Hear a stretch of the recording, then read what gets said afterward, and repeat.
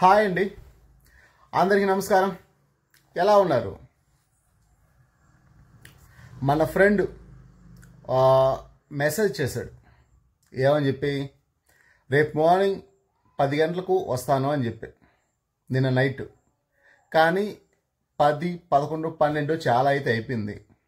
మన ఫ్రెండ్ అయితే ఇప్పటివరకు మనకు ఫోను చేయలేదు, మెసేజ్ చేయలేదు. సరే, ప్రస్తుతానికి చేయగలిగింది ఒకటే. తెల్లవారితో చెల్లి 9 గంటలకు కాలేజీకి పోవాలి, తెల్లవారితో 3 గంటలకు అమ్మ పనికి పోవాలి, మధ్యాహ్నం 2:30కు అమ్మ వస్తుంది, 4 గంటలకు చెల్లి వస్తుంది. ఇప్పుడు వాడొస్తాడేమో, వీడొస్తాడేమో, అది జరుగుతుందేమో, ఇది జరుగుతుందేమో అని చెప్పి వీళ్ళ కోసం ఎదురు చూసి నేను ఇప్పుడు 1 వీక్గా చెల్లి కాలేజీకి పోకుండా ఇంటికాడ ఉంటే చాలా బాధగా ఉంది. కాబట్టి ఏ ఆటో దొరికితే ఆ ఆటో తీసుకుందామని ఫిక్స్ అయిపోయా. ప్రస్తుతానికి వెళ్ళి ఒక ఫైనాన్స్ ఆఫీస్లో మాట్లాడాను. వాళ్ళైతే ఓకే రా అన్నారు. వెళ్ళి ఇంతకుముందు చూసిన ఆటోని ఇప్పుడు వెళ్ళి తీసుకుందాము అనుకుంటాను. సరే, ప్రస్తుతానికి ఇప్పుడు ఆ ఫైనాన్స్ ఆఫీస్ కాడికి పోదాం. ఏంటి బ్రదర్ కొత్త ఆటో అంటే, కొత్త ఆటో కొనుక్కోవాలంటే సొంత ఇల్లు ఉండేవాళ్ళు గ్యారంటీ సంతకం పెట్టాలి. బజాజ్ ఆటోకి అయితే 35,000 డౌన్ పేమెంట్ కట్టి సొంత ఇల్లు ఉండేవాళ్ళు గ్యారంటీ సంతకం పెట్టాలి. అప్పి ఆటోకి అయితే 50,000 అడిగాడు వాడు. అట్ట కాదు అనుకుంటే 44,000 అడిగాడు. 44,000 కట్టి సొంత ఇల్లు ఉండేవాళ్ళు గ్యారంటీ సంతకం పెట్టాలి. ఏం జరుగుతుంది, లైఫ్ ఎలా పోతుంది అని నాకైతే తెలియదు. తెల్లారితో నిద్ర లేసి ప్రార్థన చేసుకున్నా, దేవుడా ఏది ఎలా జరుగుతుందో నాకైతే అర్థం కావడం లేదు, నాకు తట్టుకునేంత ఓపిక కానీ శక్తి కానీ లేదు, దయతో నా పైన దయ చూపించని ప్రార్థన చేసుకొని వెళ్ళి చాలా చోట్ల తిరిగాను. కానీ ఒకే ఒక ఆటోని సెలెక్ట్ చేశాను, వచ్చేసాను. ప్రస్తుతానికైతే ఫైనాన్స్ వాళ్ళు డబ్బులు తీసుకొని రమ్మన్నారు, అందుకని ఇంటికి వచ్చి డబ్బులు తీసుకున్నా. ఇప్పుడు నేరుగా వెళ్ళి ఆ డబ్బులు కట్టేసి ఆటో తీసుకొని వచ్చేస్తే రేపు ఆదివారం నాటికి చర్చికి వెళ్ళడానికి ఇబ్బంది ఉండదు, ఎల్లుండి సోమవారం నాటికి కాలేజీకి పోవడానికి ఇబ్బంది ఉండదు. చూద్దాం ఇంకా ముందు ఇంకా ఏం జరుగుతుందో, ఇంకేంటి సంగతిలో. బయలుదేరదామా ఫైనాన్స్ ఆఫీస్ కాడికి. ఆటో ఇలా ఉంది, ఇప్పుడు తీసుకున్నటువంటి కొత్త ఆటో. ఇదంతా చూడడానికి బాగుంది కదా అని చెప్పే బాగుంది అనుకుంటే మనం బిర్యానీలో కాలేసినట్టే. కాబట్టి ఇదంతా చూడడానికి ఇలా ఉంది, ఇది కాదు కదా మనకి ఇంపార్టెంట్. Engine important. ఆ పక్కన చికెన్ షాపులు లేవు, అది సంగతి.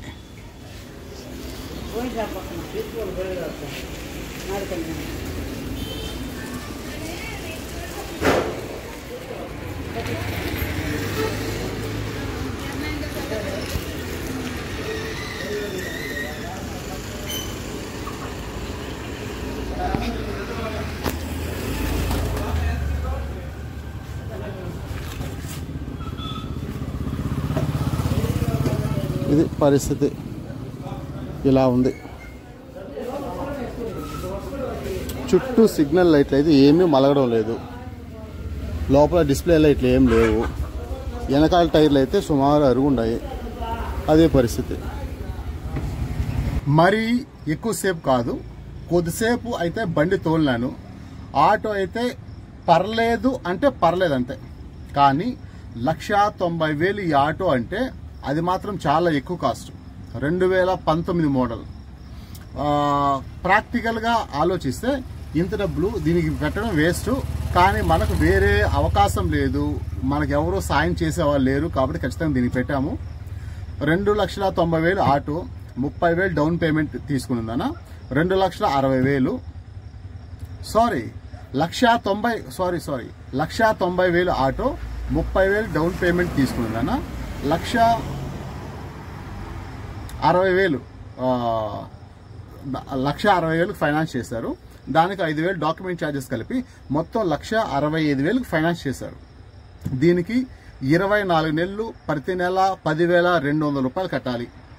ఇది ఆటో విషయం. అయితే కొంతవరకు బాగుంది అనిపిస్తుంది, కానీ ఇంకా ఏదో మిస్ అయింది అనే ఫీలింగ్. ఇప్పుడు ఆల్మోస్ట్ 2019 మోడల్ అనుకుంటే 20, 21, 22, 23, 24, 25 6 సంవత్సరాల మోడల్. 6 సంవత్సరాలు అంటే కనీసం సంవత్సరానికి ఒక 20,000 తక్కువ వేసుకున్నా 1,20,000 రూపాయలు తగ్గాలి. అంటే అప్పట్లోనే 2.5 లక్షలు ఈ ఆటో. అంటే మనకు ఆల్మోస్ట్ ఒక 1,00,000 రూపాయలకు రావాల్సిన బండి, 1,00,000 రూపాయలకు రావాల్సిన బండి ఈరోజు 2 లక్షలు పెట్టుకున్నాం. కానీ వేరే ఆప్షన్ లేదు. తర్వాత మన ఫ్రెండ్ చిత్తూరు నుంచి వస్తాడు, ఆయన ఫోన్ ఎత్తలేదని చెప్పాను కదా. ఆయన ఇప్పుడు టైం అయితే అర్ధరాత్రి 11 గంటలకి మెసేజ్ పెట్టాడు, బ్రదర్ సోమవారం పోదాం ఆటో తెచ్చుకుందాం అని చెప్పి. కానీ టైం అయితే అయిపోయింది, సమయం గడిచిపోయింది, ఇంకైతే ఏమీ చెయ్యలేం. అది పరిస్థితి. చూద్దాం లైఫ్ ఇంకా ఏం జరుగుతుందో అనే విషయాలు.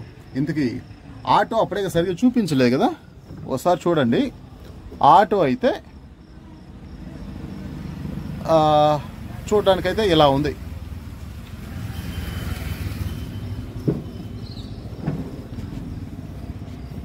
లోపల టాపు సీట్లు అయితే బాగున్నాయి, టాపు సీట్ల వరకే బాగున్నాయి.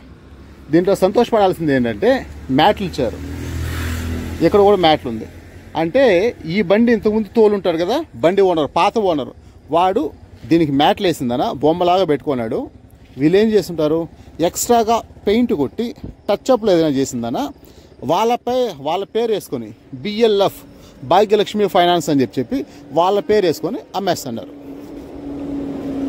బ్రదర్స్ చెప్పడం మర్చిపోయినా, నాకు తెలిసి ఇంతసేపు మీకు నా ముఖం సరిగా కనిపించలేదు అనుకుంటా, సగం నా ముఖం కనిపించుంటుంది.